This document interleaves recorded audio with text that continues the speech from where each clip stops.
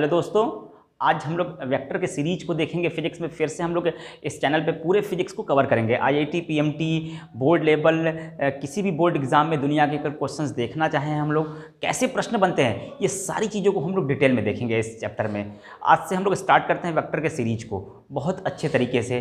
तो जैसा हम लोग पहले यूनिट्स एंड डायमेंशन में बहुत लोग पढ़े होंगे कि फिजिकल क्वांटिटीज़ कितने टाइप्स के होते हैं, 2 टाइप्स के होते हैं। एक को हम लोग कहते थे फंडामेंटल क्वांटिटीज़ और दूसरे को डिराइव्ड क्वांटिटीज़ कहते थे। फंडामेंटल वो क्वांटिटीज़ होते थे जो किसी दूसरे क्वांटिटीज़ पर निर्भर नहीं करते थे, और डिराइव्ड क्वांटिटीज उसे कहते थे जो फंडामेंटल पे डिपेंड करते थे। तो इस तरह वहाँ पे फिजिकल क्वांटिटीज़ का कैटेगराइजेशन हुआ था। But further we will categorize the physical quantity. यहाँ से देखिएगा बहुत अच्छे तरीके से। फर्दर हम फिजिकल क्वांटिटीज़ को देखिए सिंपल तरीके से, फर्दर हम फिजिकल क्वांटिटीज़ को कैटेगराइज करेंगे 2 टाइप्स में। एक को हम लोग कहते हैं स्केलर क्वांटिटी, एक को हम लोग क्या बोलते हैं, स्केलर क्वांटिटी, और दूसरे को बोलते हैं हम लोग वेक्टर क्वांटिटी। आज पूरे चैप्टर में हम लोग ये देखेंगे कि वेक्टर क्वांटिटी किसे कहेंगे, स्केलर किसे कहेंगे, इसके प्रश्न विभिन्न एग्जामों में कैसे आते हैं, इसको भी सॉल्व करेंगे। वेक्टर के एडिशन को भी देखेंगे और साथ साथ टाइप्स ऑफ वेक्टर को भी देखेंगे, जहाँ पे बच्चे बहुत कंफ्यूज करते हैं। तो ये सारी चीज़ों को डिटेल में देखेंगे। तो ऐसे ही वीडियो आपको अगर पाते रहना है, देखते रहना है, फिजिक्स को फील करते रहना है, सीखते रहना है, अच्छे प्रॉब्लम को करते रहना है और अपने बोर्ड एग्जाम में कंपटीशन में अच्छा नंबर पाते रहना है, तो इस चैनल को आप ज़रूर विजिट करते रहें समय समय पे। आपको अच्छे वीडियो मिलते रहेंगे। चलिए, अगर हम देखें स्केलर क्वांटिटी, बहुत अच्छे तरीके से देखिएगा। स्केलर क्वांटिटी तो होता क्या है कि वो क्वांटिटीज़, उन फिजिकल क्वांटिटीज़ को स्केलर कहते हैं जिसमें क्या होता है, मैग्नीट्यूड होता है। क्या पाया जाता है, मैग्नीट्यूड पाया जाता है, उसे हम क्या कहते हैं, स्केलर क्वांटिटी। और जिसमें नो डायरेक्शन का कॉन्सेप्ट होता है। देखिएगा कुछ जगहों पे एक्सेप्शंस आएंगे, उसको हम चर्चा करेंगे, चिंता नहीं करिएगा। तो जिसमें डायरेक्शन नहीं हो और जिसमें केवल मैग्नीट्यूड हो ओनली, तो ऐसे फिजिकल क्वांटिटीज़ को हम लोग क्या बोलेंगे, स्केलर क्वांटिटी बोलेंगे। जैसे देखिए, अगर और भी माइन्यूटली स्टडी किया जाए तो एक परफेक्टली स्केलर क्वांटिटी वो होगा जिसमें मैग्नीट्यूड हो, नो डायरेक्शन हो और साथ साथ क्या हो, यूनिट हो। तो किसी भी फिजिकल क्वांटिटी, अच्छा फिजिकल क्वांटिटी है तो यूनिट तो होना लाजमी है, बिना यूनिट के कोई फिजिकल क्वांटिटी नहीं हो सकता है। तो अब समझिए मेरे साथ कि अगर स्केलर है तो मैग्नीट्यूड होना चाहिए, डायरेक्शन नहीं होना चाहिए, तीसरी बात यूनिट होना चाहिए। जैसे फॉर एग्जांपल, अगर हम एग्जांपल की बात करें, जैसे मास हमारे पास है। मास एक ऐसी क्वांटिटी है फिजिकल जिसको हम कहते हैं, जैसे किसी बॉडी का मास 2 kg है तो 2 kg अपने आप में कंप्लीट वर्ड है। हम ये नहीं कहते कि 2 kg ईस्ट डायरेक्शन में है, 2 kg नॉर्थ डायरेक्शन में है, ऐसा हम कुछ लोग नहीं बोलते हैं। तो 2 kg is the perfect information. Therefore यहाँ पे केवल मैग्नीट्यूड ही है जो फिजिकल क्वांटिटीज को कंप्लीटली रिप्रेजेंट कर रहा है। 2 is the unit, 2 is the magnitude and kg is the unit. ये क्या हमारा हुआ, मैग्नीट्यूड हुआ, और ये क्या हुआ, यूनिट हुआ। तो इस तरह हम किसी भी स्केलर क्वांटिटी को रिप्रेजेंट कर सकते हैं जिसमें केवल मैग्नीट्यूड हो, डायरेक्शन न हो और साथ साथ उसमें यूनिट भी हो। आइए इधर देखते हैं। अच्छा, इसके और भी एग्जांपल्स दे सकते हैं हम लोग। डिस्टेंस है, स्पीड है, बहुत सारे एग्जांपल्स हैं। प्रेशर की भी बात करेंगे हम लोग। तो ऐसे वर्क है, ये सारी क्वांटिटीज़ हम लोग क्या है, स्केलर क्वांटिटी हैं। कुछ और एग्जांपल बात कर लेते हैं। जैसे वेक्टर की तरफ जाके हम लोग, वेक्टर किसे कहते हैं, हम वेक्टर उन फिजिकल क्वांटिटीज़ को कहते हैं, बात समझिएगा अच्छे तरीके से, कि जिनमें मैग्नीट्यूड हो, जिनमें क्या हो, मैग्नीट्यूड हो और डायरेक्शन हो। बहुत सारे बच्चे बस यहीं पे रुक जाते हैं, इसीलिए बहुत सारे प्रश्न को गलत कर देते हैं। ध्यान दीजिएगा, ऐसे फिजिकल क्वांटिटीज़ जिसमें magnitude as well as direction हो, उनको वेक्टर कहते हैं। ये कंप्लीट डेफिनेशन नहीं है। मैक्सिमम बच्चे अगर ये डेफिनेशन पढ़ लेते हैं तो उनको प्रॉब्लम करने में बहुत सारे जगहों पे दिक्कतें आती हैं। जैसे अगर हम देखें कि अगर मैग्नीट्यूड और डायरेक्शन वाले को वेक्टर बोलेंगे तो इलेक्ट्रिक करंट एक ऐसा एग्जाम्पल है, मोमेंट ऑफ इनर्शिया एक ऐसे एग्जाम्पल्स हैं जिनमें मैग्नीट्यूड भी है और डायरेक्शन भी है। भाई देखिए, इलेक्ट्रिक करंट है ना, इलेक्ट्रिक करंट को आप लोग जनरली वेक्टर कहते हैं, बट ना ना ना ना ना, ये वेक्टर क्वांटिटी है ही नहीं यार। क्योंकि इसमें क्या है, मैग्नीट्यूड भी है और डायरेक्शन भी है। तो आपके उस डेफिनेशन के अकॉर्डिंग कि वो क्वांटिटीज जिसमें मैग्नीट्यूड हो एज वेल एज डायरेक्शन हो उसको वेक्टर कहेंगे, तो डेफिनेशन तो गलत है, एकदम बात सही है। तो मैग्नीट्यूड और डायरेक्शन का केवल डेफिनेशन दे देना ये गलत बात है। क्यों? क्योंकि देखिए अगर हम कहते हैं 20 एम्पियर का इलेक्ट्रिक करंट है आपके घरों में आ रहा है, तो एक प्रॉपर डायरेक्शन, जैसे हम कहते हैं, ध्यान दीजिएगा, अगर 2 एम्पियर का करंट ये ऐसे आ रहा है, समझिए, और 3 एम्पियर का करंट ऐसे आ रहा है, तो अब बताइए यहाँ से करंट कितने एम्पियर का बाहर जाएगा? आप सभी लोग जानते हैं 2 + 3, क्योंकि जंक्शंस की तरफ करंट 2 आ रहा है, 3 आ रहा है, तो ये कितना जाएगा? 5 एम्पियर जाएगा। अगर हम ये this is the proper direction है, ये डायरेक्शन है, इनके बीच का एंगल हम बदल भी दें, समझिए 2 एम्पियर और ये 3 एम्पियर, अब इनके बीच मान लीजिए एंगल 90 डिग्री हो गया, और यहाँ पे कितना डिग्री था? 30 डिग्री था, मान लीजिए, लेट कर लेते हैं।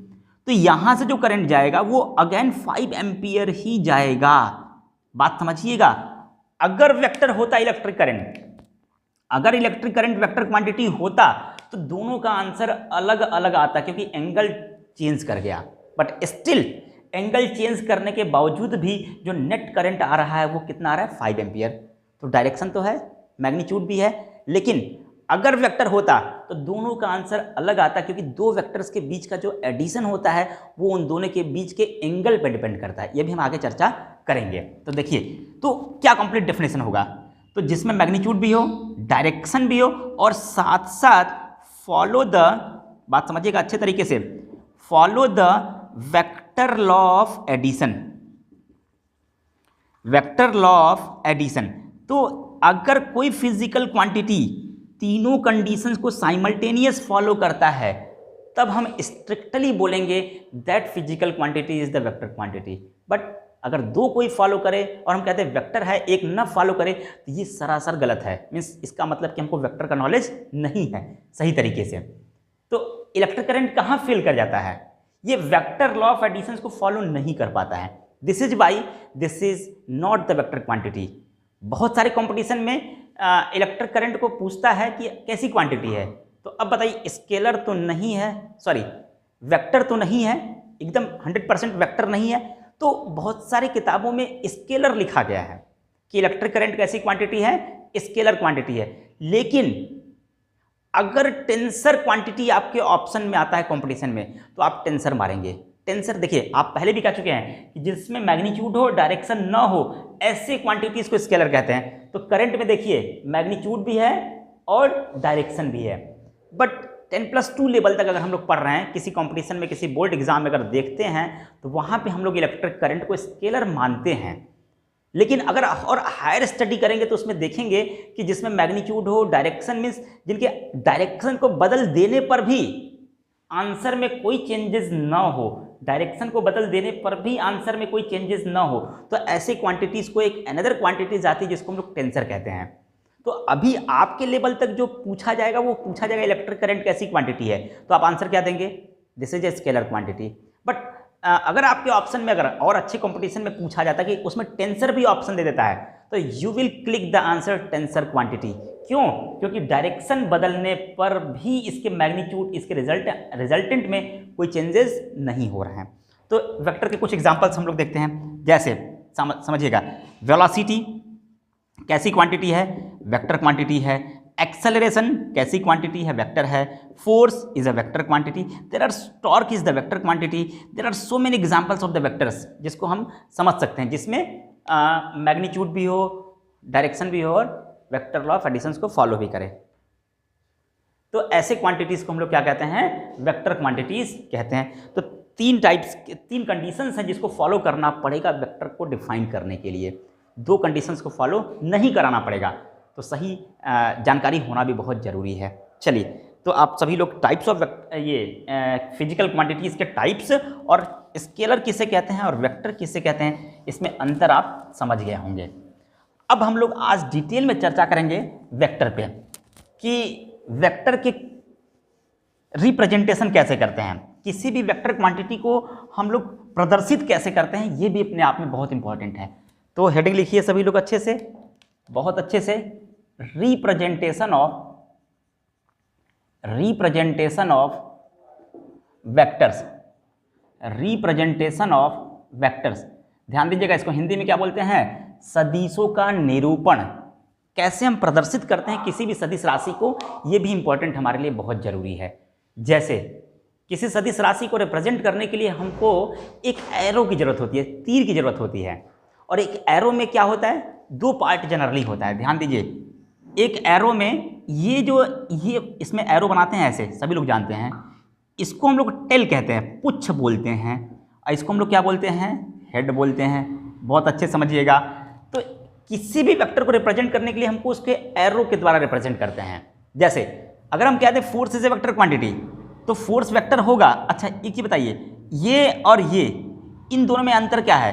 आप बताइए, सभी लोग अच्छे तरीके से पॉज करके बताइए। इन दोनों में अंतर ये है कि this is a vector quantity और this is the magnitude of this vector quantity. अगर एरो नहीं है तो मैग्नीट्यूड दिखाता है। जैसे, और मैग्नीट्यूड लिखने का तरीका एक और होता है कि अगर हम इसको एरो बना के इसको दो पैरेलल लाइन के बीच में खड़ा कर दें तो भी मैग्नीट्यूड दिखाता है। तो किसी भी वेक्टर को दिखाने के लिए हमको उसके ऊपर एरो बनाना होगा। किसी भी वेक्टर को दिखाने के लिए हमको इसको उसके ऊपर क्या बनाना पड़ेगा, एरो। तो एरो ही उसका रिप्रेजेंटेशन है। और ध्यान दीजिए, इस एरो की जो लेंथ होती है यहाँ से लेके यहाँ के बीच में, ये जो लेंथ होती है इसका मैग्नीट्यूड देता है। इसका क्या देता है, मैग्नीट्यूड देता है। जैसे अगर हम आपसे पूछें कि एक एरो ये बनाएं, एक एरो ये बनाएं, किसका मैग्नीट्यूड ज़्यादा है? जैसे ये एक वेक्टर ए ये है और दूसरा वेक्टर बी ये है, तो किसका मैग्नीट्यूड ज़्यादा है? तो आप इसको देख के बता सकते हैं कि बी वाले का जो मैग्नीट्यूड है, मॉड में लिखते हैं is greater than magnitude of the vector A, simple तरीके से। तो magnitude of B is greater than magnitude of A, हम किस बेसिस पे बोले? इसके लेंथ, लंबाई को देख के बोले हैं। दूसरी बात, जो इसका हेड होता है ये हमको क्या देता है, डायरेक्शन देता है। जो इसका हेड होता है वो हमको क्या देता है, दिशा देता है, डायरेक्शन देता है कि किधर वेक्टर जा रहा है। तो जनरली वेक्टर को, डायरेक्शन को समझने के लिए हमारे पास ये कॉन्सेप्ट भी समझ में आना चाहिए। जैसे अगर हम डायरेक्शन के कॉन्सेप्ट को देखना चाहते हैं तो ये पेन और कॉपी पे कैसे बनाते हैं, इसको हम लोग ईस्ट कहते हैं, इसको वेस्ट कहते हैं, इसको नॉर्थ कहते हैं और इसको क्या कहते हैं, साउथ कहते हैं। बात समझ में आ गया सभी को? तो ये हमारा क्या है, ईस्ट डायरेक्शन। तो कोई वेक्टर अगर ऐसे जाएगा तो हम इसको ईस्ट डायरेक्शन बोलेंगे, कोई वेक्टर ऐसे जाएगा तो साउथ डायरेक्शन कहेंगे, कोई वेक्टर ऐसे जाएगा तो नॉर्थ डायरेक्शन कहेंगे, कोई वेक्टर ऐसे जाएगा तो इसको वेस्ट डायरेक्शन कहेंगे। अगर कोई वेक्टर ऐसे गया, ध्यान दीजिएगा, ऐसे गया और ये 30 डिग्री गया, तो अब बताइए इसको हम क्या बोलेंगे? जाने का स्टाइल ऐसे है, ध्यान दीजिए। तो हम बोलेंगे कि जैसे 30 degree north of east, north of east, इसका मीनिंग ये है कि वेक्टर, ये जो हमारा ए वेक्टर दे दे, तो जो ए वेक्टर है वो ईस्ट से नॉर्थ की तरफ जा रहा है, कितना एंगल बना रहा है, 30 डिग्री। तो बाद वाले से पहले वाले की तरफ आते हैं, इंग्लिश में लिखने का स्टाइल है, और हिंदी में सीधे कहेगा कि पूरब से उत्तर की तरफ जा रहा है 30 डिग्री बनाते हुए, तो उसमें कोई दिक्कत नहीं है। इंग्लिश वाले में नॉर्थ ऑफ ईस्ट बोलेगा, इट मीन्स हमको समझना पड़ेगा कि ईस्ट से किधर जा रहा है, नॉर्थ जा रहा है, और कितना एंगल बना के, 30 डिग्री बना के। तो अगर आपसे पूछ दे कि 60 डिग्री नॉर्थ ऑफ वेस्ट, तो इसको आप रिप्रेजेंट कर पाएंगे डायरेक्शन कॉन्सेप्ट को? तो देखिए कैसे करना होगा, हमको वेस्ट से चलना होगा, किधर की तरफ, नॉर्थ की तरफ। तो दिस इज वेस्ट, तो वेस्ट से चलेंगे नॉर्थ की तरफ, ऊपर की तरफ, कितना डिग्री बनाएंगे, 60 डिग्री बनाएंगे। तो ये जो लाइन होगा ये हमारा दिखाएगा 60 डिग्री नॉर्थ ऑफ वेस्ट दिखाएगा। तो this is the complete concept of the direction.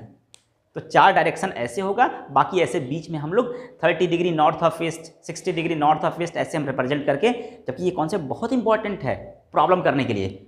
और एक और आता है कि अगर कोई दे दिया कि नॉर्थ ईस्ट डायरेक्शन में कोई बॉडी जा रही है, ऐसा समझिए, तो इसका मीनिंग कि यहाँ पे क्या है, नॉर्थ ईस्ट डायरेक्शन का मतलब 45 डिग्री, बीचों बीच कोई अगर एंगल डिफाइन नहीं किया है तो you have to think that कि नॉर्थ ईस्ट का मतलब कितना है, 45 डिग्री। तो नॉर्थ ईस्ट, देखिए नॉर्थ ईस्ट, ये कॉन्सेप्ट यही, ईस्ट से नॉर्थ की तरफ लाइक दिस, कितना डिग्री एंगल नहीं है, तो 90 डिग्री का आधा कितना होगा, 45 डिग्री। तो ये जो डिग्री होगा, ये जो लाइन होगा, वो हमको दिखाएगा नॉर्थ ईस्ट। ये भी तो कॉन्सेप्ट एग्जाम में आता है, जिसको आपको समझना चाहिए। तो this is the whole concept of the किसका, डायरेक्शन का।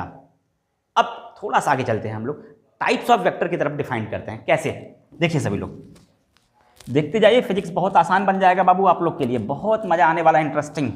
बहुत सिंपल लैंग्वेज में बहुत अच्छे तरीके से हाई लेवल तक फिजिक्स हम लोग सीखेंगे, अच्छे अच्छे लेवल के प्रॉब्लम भी करेंगे, ठीक है।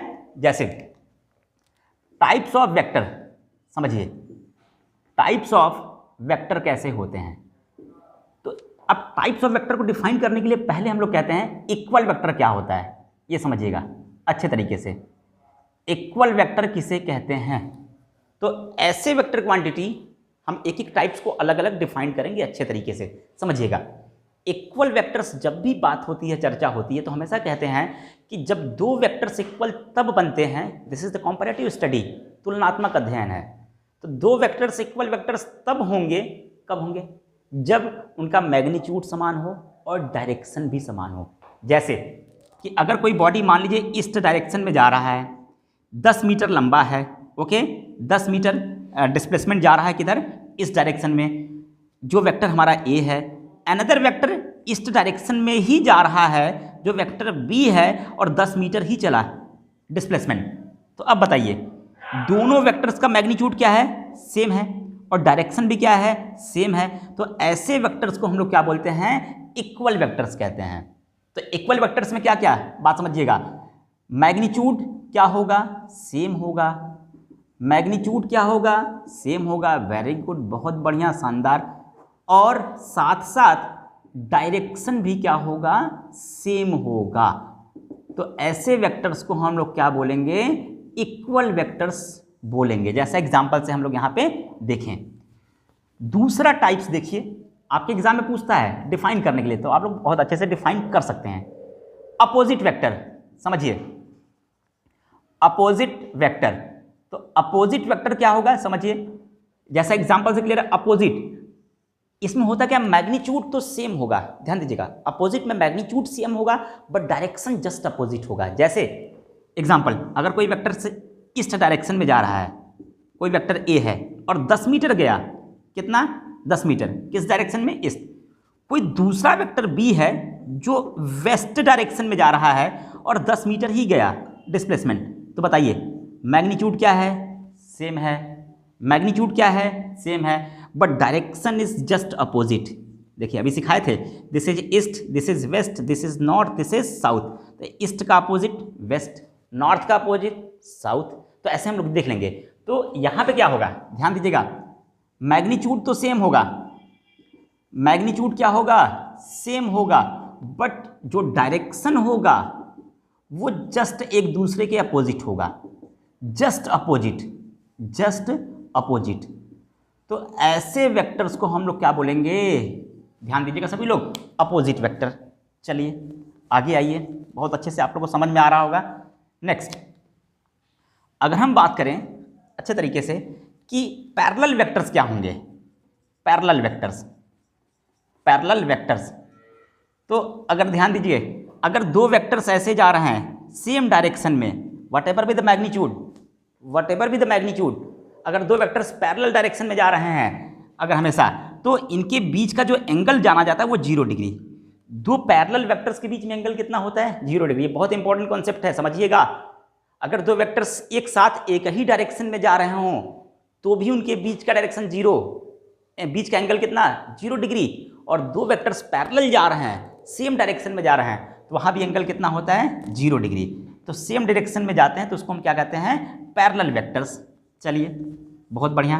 नेक्स्ट, एंटी पैरेलल, जैसा नाम से क्लियर है, एंटी पैरेलल वेक्टर वो वेक्टर्स होंगे जो एक दूसरे के जस्ट अपोजिट में जा रहा हूं, और what ever be the magnitude, magnitude doesn't matter कि व्हाट एवर बी द परिमाण उनका कुछ भी हो, बट जस्ट अपोजिट डायरेक्शन में जाएंगे तो उनको हम क्या बोलेंगे? Anti parallel. ध्यान दीजिएगा, इक्वल में मैग्नीट्यूड भी सेम होगा, डायरेक्शन भी सेम होगा। अपोजिट में मैग्नीट्यूड सेम होगा, जस्ट अपोजिट डायरेक्शन होगा। पैरेलल में कुछ भी मैग्नीट्यूड हो सकता है, डायरेक्शन सेम होना चाहिए। और एंटी पैरेलल में कुछ भी मैग्नीट्यूड हो, डायरेक्शन जस्ट क्या होना चाहिए? अपोजिट होना चाहिए। एंटी पैरेलल में जो एंगल बनता है वो 180 डिग्री बनता है। ध्यान दीजिएगा, एंटी पैरेलल में जो एंगल बनता है 1, जैसे कोई वेक्टर ऐसे भी जा रहा है और यहाँ से ऐसे गया तो इनके बीच का एंगल 180 डिग्री। कोई वेक्टर्स ऐसे जा रहा है और कोई वेक्टर्स ऐसे जा रहा है तो इनके बीच का एंगल कितना होगा? 180 degree. All these are concept very very important, आप सभी को समझ में आना चाहिए। चलिए आगे, नेक्स्ट अगर हम बात करें कोप्लेनर वेक्टर, कोप्लेनर वेक्टर, तो ऐसे वेक्टर्स जो सेम प्लेन में हों, जिनका एक ही समतल में हो, एक ही प्लेन में हो, तो ऐसे वेक्टर्स को हम लोग क्या बोलते हैं? Coplanar vectors. जैसे मान लीजिए कि हमारे पास दो वेक्टर्स ये हैं, समझिएगा अच्छे तरीके से, दो वेक्टर्स ऐसे हैं और दोनों, ये क्या हमारा है? प्लेन है। ये हमारा क्या है? प्लेन है। तो अगर हम बोले हैं कि ये दोनों वेक्टर्स इस कॉपी के या बुक के प्लेन में हैं, तो this is the coplanar vector. तो एक ही प्लेन में जब वेक्टर्स होते हैं तो उसको क्या बोलते हैं? कोप्लेनर वेक्टर बोलते हैं। जैसे अगर मान लीजिए ये दो वेक्टर्स प्लेन में हैं और ये वेक्टर्स ऐसे है, तो क्या तीनों कोप्लेनर है? ना ना ना ना ना ना ना, तीनों कोप्लेनर नहीं है। ये दो तो कोप्लेनर हैं, बट ये this is not in the same plane. इस प्लेन के परपेंडिकुलर ये है। अगर हम इसको ऐसे बोल दें तो तीनों वेक्टर्स आर कोप्लेनर। क्या है? कोप्लेनर। तो एक ही प्लेन में अगर वेक्टर्स होंगे तो उनको जो डिफाइन करेंगे उनको हम बोलेंगे कोप्लेनर वेक्टर्स। तो सेम प्लेन में जो वेक्टर्स होंगे, सेम प्लेन में जो वेक्टर्स होंगे उनको क्या बोलेंगे हम लोग? Coplanar vectors. चलिए आगे देखते हैं हम लोग अच्छे तरीके से। अब अगर हम एक डिफाइन करना चाहें, बहुत अच्छे से देखिएगा, समझने तरीके, कोलीनियर वेक्टर ऐसे बोलते हैं। कोलीनियर मतलब एक डायरेक्शन में जो जा रहे हों उनको क्या बोलते हैं? Collinear vectors. एक डायरेक्शन में जो वेक्टर्स जा रहे हों उनको क्या बोलते हैं? Collinear vector. बात समझ में आ गया? इसके बाद अगर कुछ और चर्चा करें हम सिंपल तरीके से, देखिए इधर देखिए, अगर हम यूनिट वेक्टर कहें, यूनिट वेक्टर्स कहें, किसे कहेंगे? तो यूनिट वेक्टर्स का मतलब ये होता कि ऐसे वेक्टर्स जिनका मैग्नीट्यूड 1 हो, 1 हो, ऐसे वेक्टर्स जिनका मैग्नीट्यूड 1 होता है उनको हम क्या बोलते हैं? यूनिट वेक्टर्स कहते हैं। जैसे अगर हमारे पास कोई वेक्टर्स ए है, और यूनिट वेक्टर को लिखने का तरीका क्या होता है? A cap. मान लीजिए कोई एक वेक्टर ए है, तो इसका जो यूनिट वेक्टर लिखने का तरीका क्या होगा? A cap. क्या होगा? A cap. तो कैप लगा देते हैं तो इसको यूनिट वेक्टर कहते हैं। और इस यूनिट वेक्टर का जो मैग्नीट्यूड होता है, समझिएगा, यूनिट वेक्टर का जो मैग्नीट्यूड होता है वो हमेशा कितना होता है? 1 होता है। यूनिट वेक्टर का मैग्नीट्यूड कितना होता है? 1 होता है, यूनिट होता है। तो अब आप पूछेंगे हमसे कि यूनिट वेक्टर का एप्लीकेशंस क्या है? तो यूनिट वेक्टर किसी भी वेक्टर को एक पर्टिकुलर डायरेक्शन देता है। बात समझिएगा, यूनिट वेक्टर किसी भी वेक्टर को क्या देता है? Particular direction. जैसे हम अगर कह दें कि वेक्टर एफ है, ठीक है, तो इसके डायरेक्शन को कौन डिफाइन अच्छे तरीके से कर पाएगा? वो इसका यूनिट वेक्टर। तो किसी भी वेक्टर का जो यूनिट वेक्टर होता है वो उसके डायरेक्शन को डिफाइन करता है। वो उसके किसको डिफाइन करता है? डायरेक्शन को। जैसे एग्जांपल के तौर पे देखते हैं बहुत अच्छे तरीके से, देखिए अगर कोई वेक्टर ए है, 3 मीटर ईस्ट में जाता है, 3 मीटर कहाँ जाता है? ईस्ट डायरेक्शन में जाता है, बहुत अच्छे तरीके से। अब इसका जो मैग्नीट्यूड होगा 3 इज इक्वल टू कितना होगा? अच्छा, किसी भी चीज़ का मैग्नीट्यूड केवल उसका न्यूमेरिकल वैल्यू होता है, तो दिस इज मैग्नीट्यूड। बात समझ में आ गया? और इसका फॉर्मूला कैसे बनेगा? ध्यान दीजिएगा, अगर हम कह दें कि दिस अपॉन दिस, तो vector A upon mod of vector A कहें यहाँ पे, तो इज इक्वल टू कितना होगा? 3 मीटर अपॉन 3। और साथ में ये 3 मीटर जो वेक्टर वाला है वो इस डायरेक्शन में आएगा। देखिए इस डायरेक्शन में, तो इसको मार देगा तो बचेगा कितना? 1। इट मीन्स कि इसका मैग्नीट्यूड कितना आया? 1, और साथ में ये डायरेक्शन भी आया। तो किसी भी यूनिट वेक्टर को रिप्रेजेंट करने के लिए हम ए कैप से दिखाते हैं, और ए कैप की जो वैल्यू होती है वो vector A upon mod of that vector, vector A upon mod of that vector. जैसे एग्जांपल के तौर पे समझिए अच्छे तरीके से, अच्छे तरीके से, अगर हमारे पास कोई एक वेक्टर हम दिखा देते हैं n है, समझिए दिस इज अ वेक्टर, ठीक, दिस इज अ वेक्टर। इसका यूनिट वेक्टर लिखना है तो यूनिट वेक्टर कैसे लिखेंगे? n cap. कैसे लिखेंगे? n cap. और जो किसके बराबर होगा? Vector n upon mod of vector n। ये हमेशा ध्यान देना होगा, vector n upon mod of vector. जैसे हम लोगों ने यहाँ से देखा बहुत सुंदर तरीके से कि vector a upon mod of vector a जो ये देता है वो यूनिट वेक्टर देता है। तो अब इसकी यूटिलिटी क्या हुई? इसको अगर डिवाइड करेंगे मैग्नीट्यूड तो मार देगा, 1 बचेगा, बट इसका डायरेक्शन तो बचेगा ना। तो एक्चुअल में जो यूनिट वेक्टर होता है वो डायरेक्शन को डिफाइन करता है। किसको डिफाइन करता है? डायरेक्शन को डिफाइन करता है। जैसे अगर आपको मान लीजिए दिल्ली टू मुंबई जाना है, दिल्ली टू मुंबई जाना है, समझिएगा अच्छे तरीके से। तो अगर दिल्ली टू मुंबई अगर मुंबई जाना है तो इसमें अगर आपको यूनिट वेक्टर पता हो एन कैप, तो आप बहुत अच्छे से बता सकते हैं कि दिल्ली से किस डायरेक्शन में मुंबई है। तो किसी भी वेक्टर का जो यूनिट वेक्टर होता है वो उसका क्या देता है? उसका डायरेक्शन देता है। बहुत अच्छे तरीके से बात समझ में आ गया अच्छे से। तो और जनरली अगर हम ऑर्थोगोनल यूनिट वेक्टर्स की बात करें, इसमें एक और टाइप्स हम लोग बहुत अच्छे से दे सकते हैं। ऑर्थोगोनल यूनिट वेक्टर बहुत अच्छे तरीके से देखिएगा। ऑर्थोगोनल यूनिट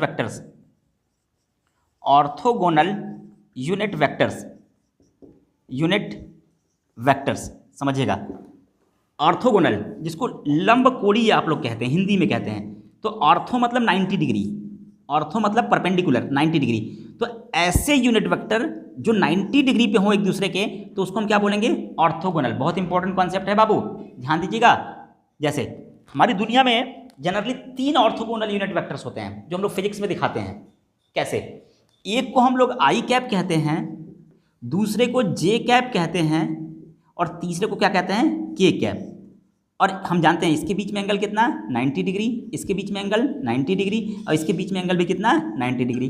तो I cap is the orthogonal unit vector along X axis, J cap is the orthogonal unit vector along Y axis, and K cap is the orthogonal unit vector along Z axis. तो ये चूंकि ये तीनों 90 degree पे हैं, इसलिए हम इसको ऑर्थोगोनल यूनिट वेक्टर्स कहते हैं। तो अब बताइए, समझिएगा, मॉड ऑफ आई कैप की वैल्यू कितनी? 1, क्योंकि यूनिट वेक्टर का magnitude 1। Mod of J cap की वैल्यू 1, यूनिट वेक्टर का मैग्नीट्यूड 1। मॉड ऑफ के कैप की वैल्यू 1, यूनिट वेक्टर की वैल्यू 1। तो आपको ये समझना पड़ेगा कि ऑर्थोगोनल यूनिट वेक्टर्स को समझना बहुत अच्छे से है कि जो एक दूसरे से 90 डिग्री पे बनाए एंगल और जिनका मैग्नीट्यूड 1 हो, तो उनको हम क्या बोलेंगे? Orthogonal unit vectors. जैसे अगर हम बोलते आई कैप, तो कौन सा डायरेक्शन आपके दिमाग में आना चाहिए? X direction. हम बोलते के कैप, तो आपके दिमाग में कौन सा डायरेक्शन? जेड एक्सिस में जा रहा है। आपको बोलते जेड कैप, जे कैप, तो आपको तुरंत दिमाग में आना चाहिए कि this is vector is going in the Y direction. तो ये देखिए यूनिट वेक्टर का फायदा क्या है? तुरंत डायरेक्शन स्पेसिफाई कर देता है। और दूसरी बात, इसका मैग्नीट्यूड 1 भी है, मतलब किसी भी क्वांटिटीज के साथ ये लग के भी उसका कुछ उखाड़ नहीं पाता है, लेकिन उसका बहुत सारी चीज़ें इन्फॉर्मेशन दे देता है, बहुत अच्छे से इन्फॉर्मेशन। अभी हम सिखाएंगे बहुत अच्छे तरीके से कि अगर हम देखिए अगर हम देखें कि A क्रॉस B का फॉर्मूला आप सभी लोग अभी हम आगे सिखाएंगे, चिंता नहीं करिएगा। Mod A mod B into sine theta into n cap. ये एन कैप का मैग्नीट्यूड तो 1 होगा, बट जानते हैं ये जो एन कैप लगाए हैं ये A क्रॉस B का डायरेक्शन अभी सिखाएंगे, चिंता नहीं करिएगा, बहुत मजा आने वाला है, बहुत अच्छे लेवल के प्रश्न कराएंगे। तो ये एन कैप जो यूनिट वेक्टर है वो इसके पूरे डायरेक्शन को बताता है, A क्रॉस B से जो रिजल्टेंट आ रहा है वो डायरेक्शन बताता है बहुत अच्छे तरीके से। तो ओके, आप लोगों को बहुत बहुत धन्यवाद, ये वीडियो हमारा देखते रहें। अब हम लोग अगले क्लास में आते हैं, इसी वीडियो को कंटिन्यू करेंगे, इसके आगे पढ़ेंगे addition of vectors, parallelogram method पढ़ेंगे बहुत अच्छे तरीके से।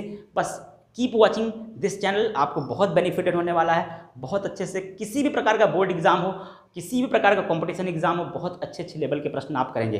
अभी तो आज का क्लास बहुत बेसिक था, अब धीरे धीरे हम लोग क्लासेस को उठाएंगे बहुत अच्छे तरीके से और आपको एडवांस लेवल तक ले चलेंगे। तो okay, bye bye, take care, we will meet in the next class.